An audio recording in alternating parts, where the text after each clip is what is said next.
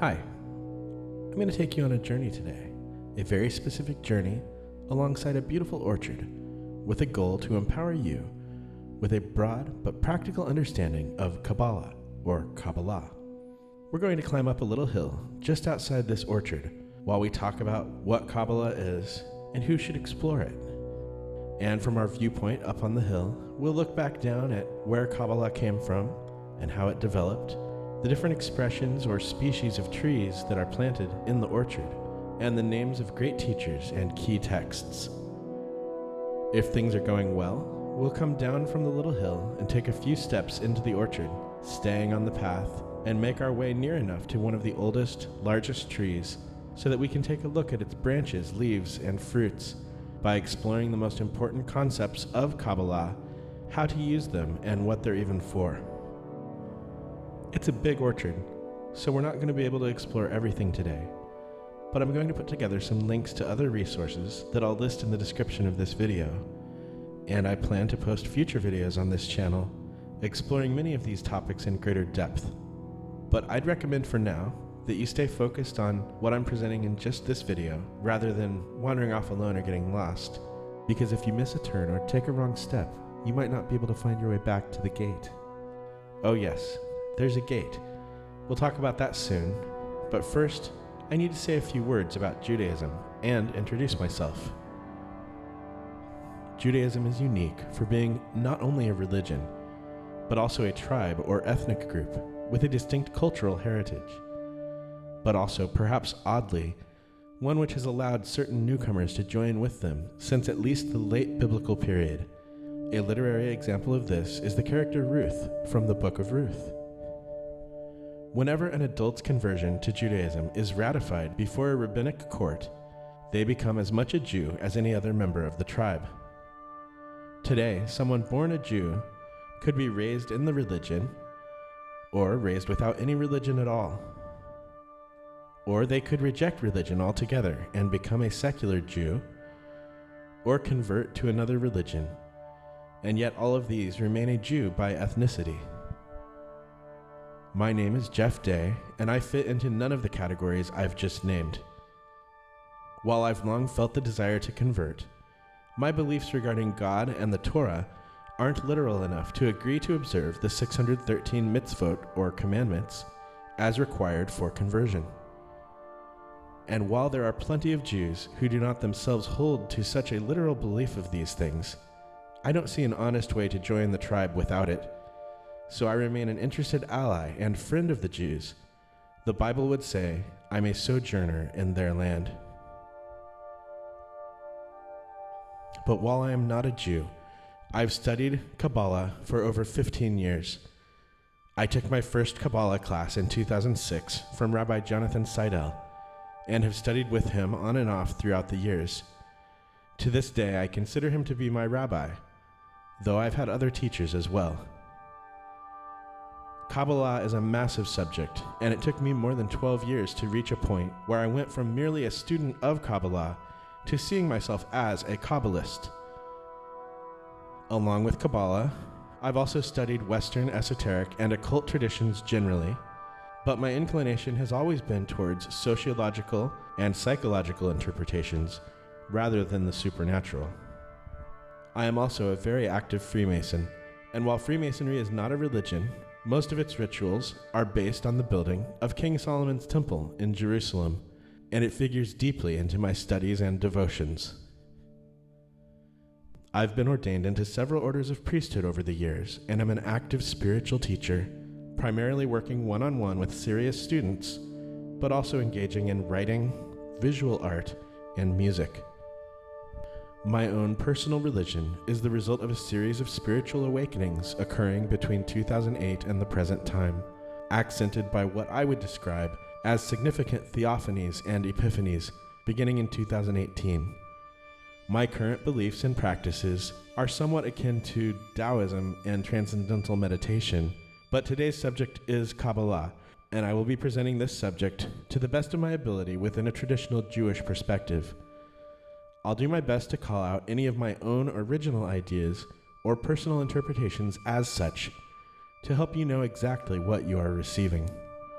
The goal of this class is to prepare you to engage with major English works on Kabbalah, to recognize major concepts, historic figures, and primary texts, to tell the difference between the different schools or expressions of Kabbalistic teaching, and to apply basic ideas from Kabbalah to your own life and practice.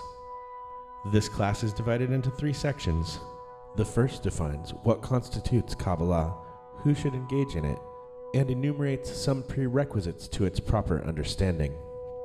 The second section will trace the development of Jewish mysticism as it journeys from its pre-existent state in the darkened mists of the Iron Age through the emergence of Kabbalah in the Middle Ages and onward to the place it occupies today. And in the third section, you will receive the basic teachings of Kabbalah, which are helpful for you after we have concluded this class, to enable you to walk back through the orchard, passing the gates of Etz Chaim, with the key texts, terms, and concepts pertaining to the Jewish Kabbalah, and continue your own mystical journey. We will begin with the first section.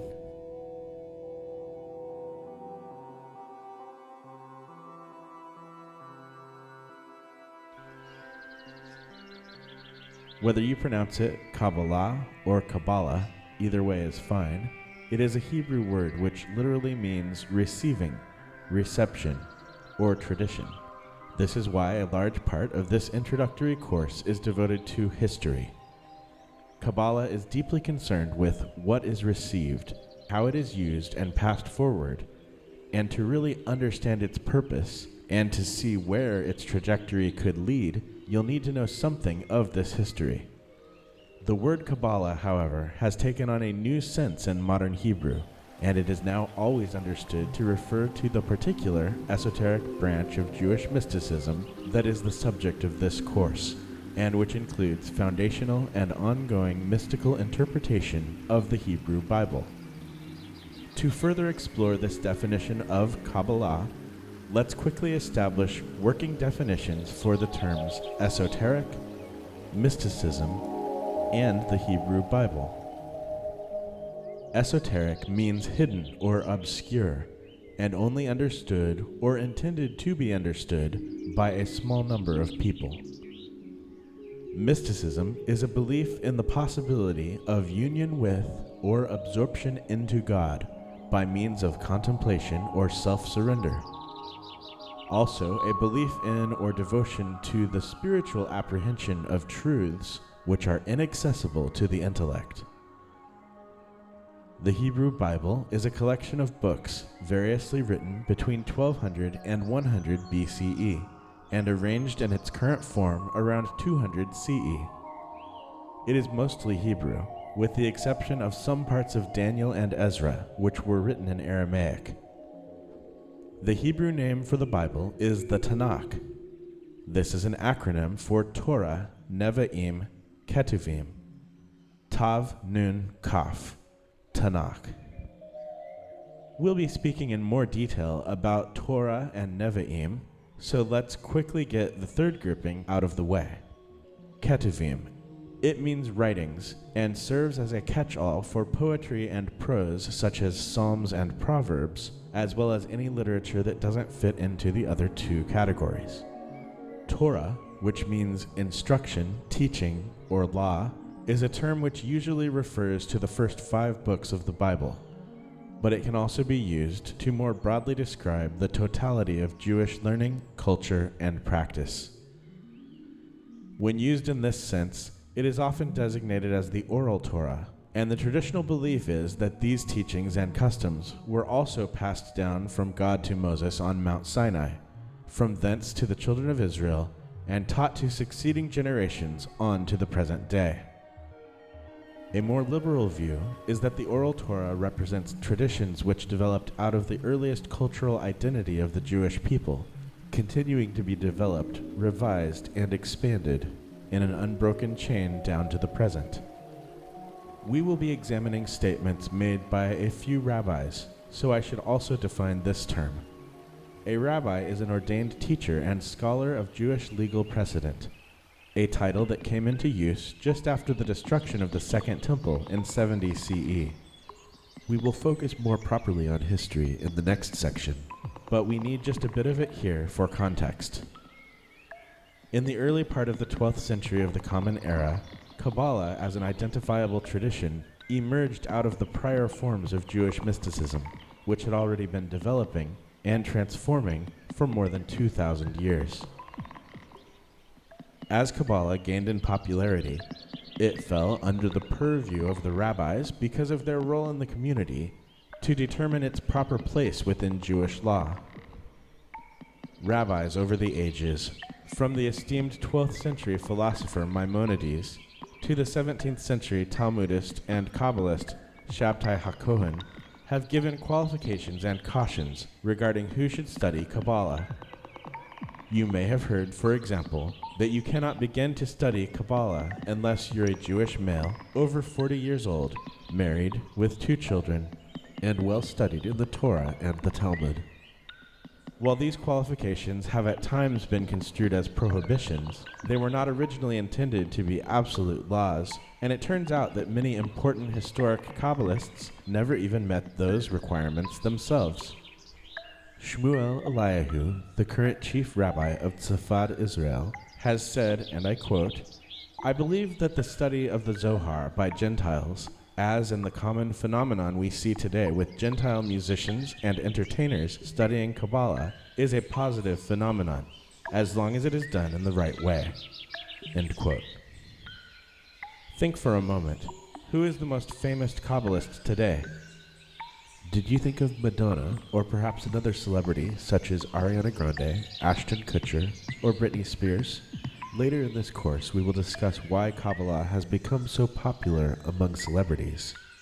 These are, however, in many cases examples of non-Jews engaging in Kabbalah. And on the subject of non-Jews studying Kabbalah, we will look to the wisdom of the most famous Kabbalist involved in its development. This would be Rabbi Isaac Luria, also known as the Arizal, or simply Ari.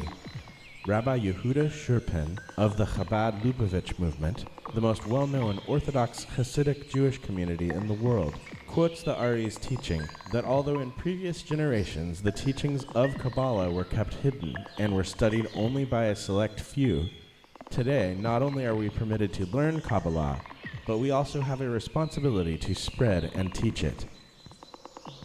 It should also be noted that the Chabad community welcomes both women and men to study Kabbalah.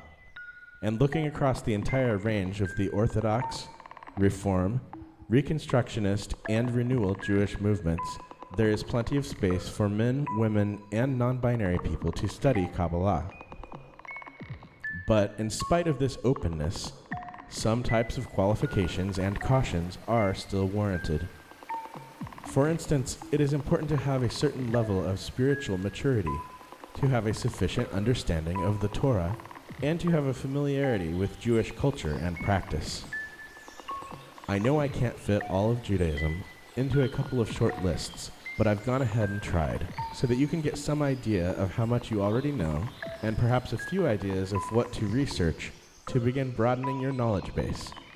Please note that these are not comprehensive, but only representative lists. Here are some of the noteworthy stories found in the Torah. I've divided them into 5 sections. First is the primeval mythology, spanning chapters 1 through 11 of the book of Genesis. Prominent stories in this section include Adam and Eve in the Garden of Eden, Noah's Ark and the Rainbow Covenant, and the Tower of Babel. Second is the ancestral prehistory of Israel, also known as the Patriarchal Age, which focuses on the families of the patriarchs Abraham, Isaac, and Jacob, including their wives, Sarah, Rebekah, and Leah and Rachel, respectively. This section continues through Genesis chapter 36, ending after the deaths of Rachel and Isaac. Prominent stories in this section include God's covenant with Abraham, the judgment of Sodom and Gomorrah, the binding of Isaac, Jacob and Esau's dispute over the birthright, and Jacob's vision of the ladder extending from earth to heaven. Third is the highly detailed literary narrative of the 12 sons of Jacob, focusing mostly on Joseph, while also giving a notable prominence to Judah. This section occupies the remainder of Genesis and ends with the deaths of Jacob and Joseph. Prominent stories in this section include Joseph's dreams and the coat of many colors, the betrayal of Joseph by his jealous brothers, his attempted seduction by Potiphar's wife and her accusation leading to his imprisonment, Joseph's successful interpretation of Pharaoh's dreams leading to his appointment as the Pharaoh's vizier, the famine in Egypt, the revealing of Joseph's identity to his brothers, and his mercy towards them in spite of their earlier betrayal. The fourth section, which is perhaps the most important to Jewish identity, is the narrative of Moses and the Exodus from Egypt, which is found in the first 18 chapters of the book of Exodus. Prominent stories in this section include the rescue of baby Moses from the Nile River by Pharaoh's daughter, God's call to Moses from the burning bush, instructing him to go before Pharaoh and proclaim God's message to let my people go, the 10 plagues of Egypt culminating in the destroying angel and the first Passover, the parting of the waters to allow the Israelites to cross the sea, and the destruction of Pharaoh's pursuing army. The fifth section, which occupies the remainder of Exodus, as well as the entirety of Leviticus, Numbers, and Deuteronomy, is concerned with the covenant on Mount Sinai, marking the establishment of Israel as a nation, the wandering of the Israelites in the wilderness for 40 years, the death of Moses, and finally crossing the Jordan River into the promised land of Canaan.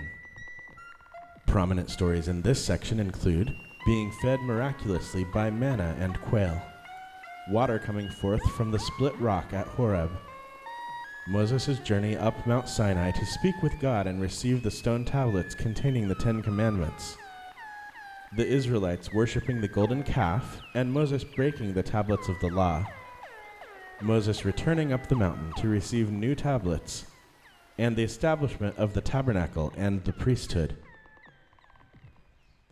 When Kabbalah was first developed, exposure to these stories would have occurred through oral storytelling and community reading of the Torah in the synagogue. But because of the inventions of the printing press and the internet, they are available today for anyone to study. Western culture has adopted many of these stories, and some of them have even been made into films or animated features. Moving on from the written Torah to the broader understanding of Torah as encompassing all aspects of Jewish life and culture, I will draw your attention to a small sample of cultural items.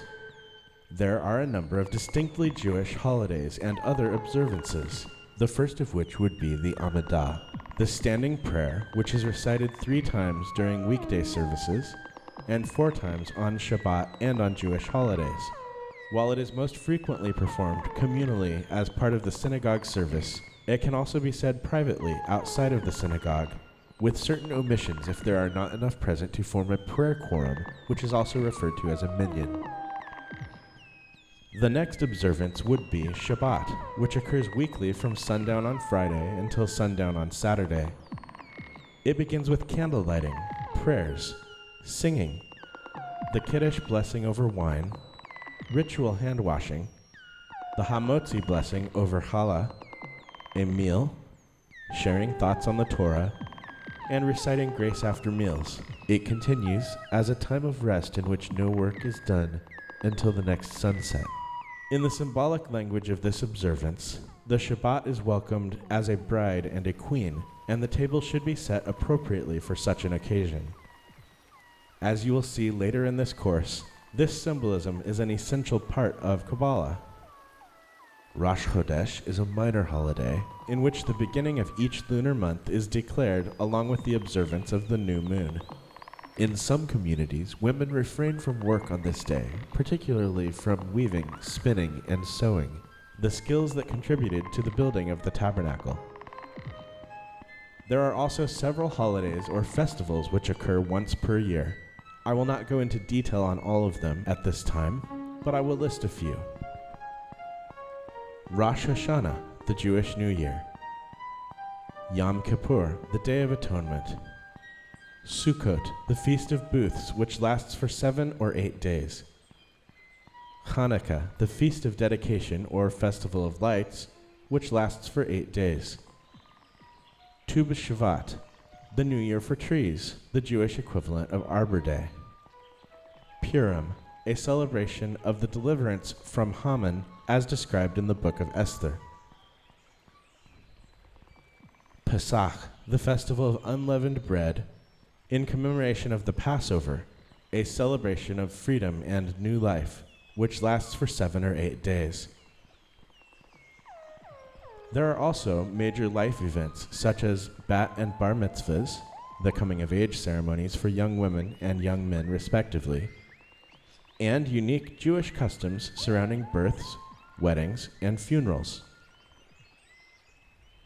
There are also many cultural terms that are common in Jewish life.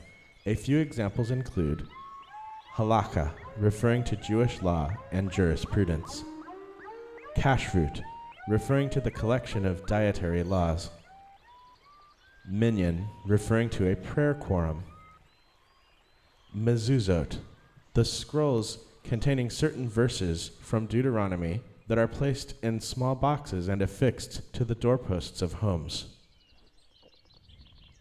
talit, the traditional Jewish prayer shawl; tefillin, the phylacteries worn upon the forehead and bound upon the arm by many Orthodox Jews during prayer;